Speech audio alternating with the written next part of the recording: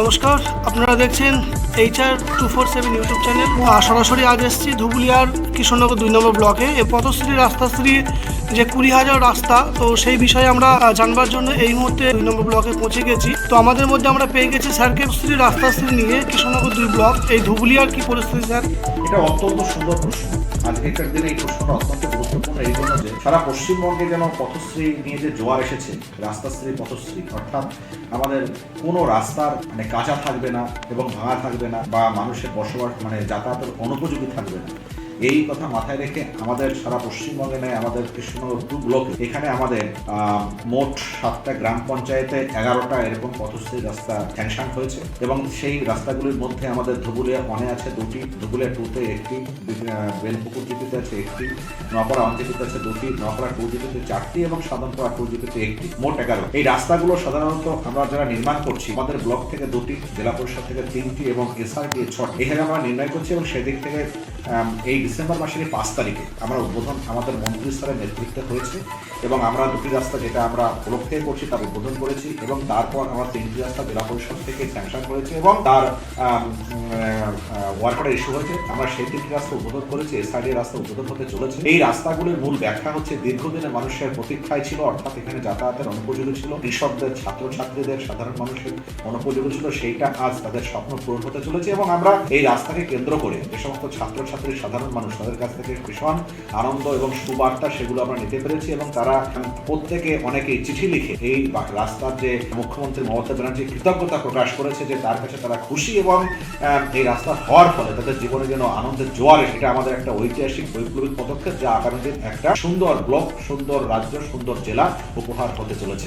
Sir, আমরা বিভিন্ন মাধ্যমে জানতে পেরেছি যে কৃষ্ণনগর 2 নম্বর ব্লকে বিশেষ করে বেলপুকুর পঞ্চায়েতের সোনডাঙ্গা গ্রামের একটা পরিস্থিতি, যেখানটা খুবই একটা কাঁচা রাস্তা, মাটির রাস্তা ছিল। তো সেই বেলপুকুর গ্রাম পঞ্চায়েতের বর্তমান পরিস্থিতি নিয়ে আপনি কিছু বলবেন? হ্যাঁ, বেলপুর গ্রাম পঞ্চায়েতে যেখানে আমাদের পথশ্রী রাস্তাটা হচ্ছে, এটা তো আমরা যেদিন উদ্বোধনে গিয়েছিলাম মানুষের যে জোয়ার আমরা দেখেছিলাম উপস্থিতির, সেটা চোখে পড়ার মতো, এবং তাদের মধ্যে আনন্দের যে ধারা, এটা ভোলার কখনো উপায় নেই যে তারা দীর্ঘদিন ধরে অপেক্ষা করছিল। অর্থাৎ ওই রাস্তা দিয়ে আমাদের একটা জায়গা আছে যেখানে কিনা আমাদের এই প্যাডি প্রকুরমেন্টের সেন্টার আছে, সেখানে ধানগুলো ওই বড় বড় লরিতে করে যাতায়াত করে, অর্থাৎ ধান আনতে যায়, কৃষকরা ধান নিয়ে আসে। সেই রাস্তাটা এই প্রকল্পের মধ্যে আসবার ফলে ওই রাস্তা দিয়ে মানুষের চলাচল উপযোগী, এবং সেখানে Sonadanga high school, girls high school এবং বয়েজ হাই স্কুল, তাদেরও যাতায়াতের একটা সুন্দর পরিবেশ আগামী দিন বাস্তবায়িত হতে। আমরা দেখেছি যে নপাড়া 1 গ্রাম পঞ্চায়েতে একটা বড় রাস্তা, যেটা অনেকটা গ্রামের ভিতরে, পাড়ার ভিতরে, তো সেই একটা মাঠের ভিতরে একটা বড় রাস্তা, তো সেই রাস্তা নিয়ে কিছু বলবেন? নপাড়া 1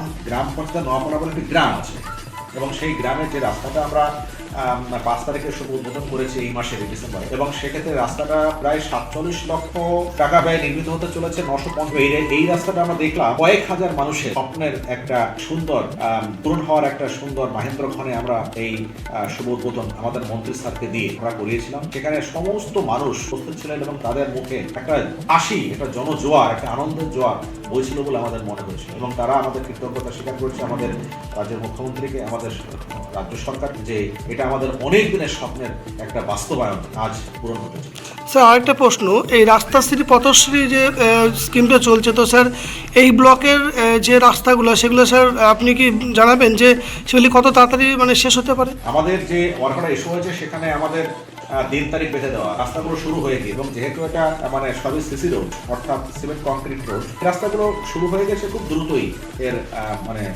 সম্পূর্ণ হওয়ার বার্তা রয়েছে, কারণ আমাদের ইঞ্জিনিয়াররা, নির্মাণ সহায়করা প্রতিনিয়ত তারা নজরে রেখেছে, তারা সেখানে যাচ্ছে, এবং যে এজেন্সি কাজ পেয়েছে তাদেরকে তদারকি করে কাজটা দ্রুততার সঙ্গে আশা করা যাচ্ছে যে জানুয়ারি মাসের মধ্যে সম্পূর্ণটাই সম্পন্ন হবে, আগামী যে জানুয়ারি 26। আচ্ছা স্যার, আপনাকে অসংখ্য ধন্যবাদ। আমি কৃষ্ণনগর 2 ব্লকের ব্লক ডেভেলপমেন্ট অফিসার এবং এক্সিকিউটিভ অফিসার পঞ্চায়েত সমিতি, এবং আমরা এই পঞ্চায়েত সমিতি এবং ব্লকের অংশ একত্রে মিলেমিশে সুন্দরভাবে ব্লকটাকে আমরা সাজিয়ে এগিয়ে নিয়ে যাচ্ছি, এবং পথশ্রীর সঙ্গে আমাদের আবাস, অর্থাৎ আমাদের সমাধান, এবং আমাদের পঞ্চদশের এবং রাজ্য অর্থ কমিশনের যে কাজগুলো সুন্দরভাবে রূপায়িত হচ্ছে, এগুলো আগামী দিন একটা আনন্দের এবং একটা সুন্দর উজ্জ্বল দিশা দেখাতে চলেছে কৃষ্ণনগর 2 ব্লক। স্যার, আরেকটি প্রশ্ন, যে এই ব্লকের সমস্ত জনসাধারণের উদ্দেশ্যে আপনি একজন ব্লকের দায়িত্ব থেকে আপনি কি বার্তা দিতে চান? আমরা এখানে নিরপেক্ষতার সঙ্গে সকল মানুষের উন্নয়নের কথা মাথায় রেখে আমরা অত্যন্ত সুনিবিড়ভাবে এবং অত্যন্ত যত্ন সহকারে দ্রুততার সঙ্গে সমস্ত প্রকারের পেন্ডিং ওয়ার্ক কমপ্লিট করতে চলেছি। আমাদের বেশি কাজ বাকি নেই, অনেক কাজই সম্পন্ন করেছি, আরও কাজ সেগুলো আমরা সম্পন্ন হতে চলেছি। আশা করি আগামী দিন মানুষের খুশির একটা প্রতিফলন হবে। ধন্যবাদ স্যার।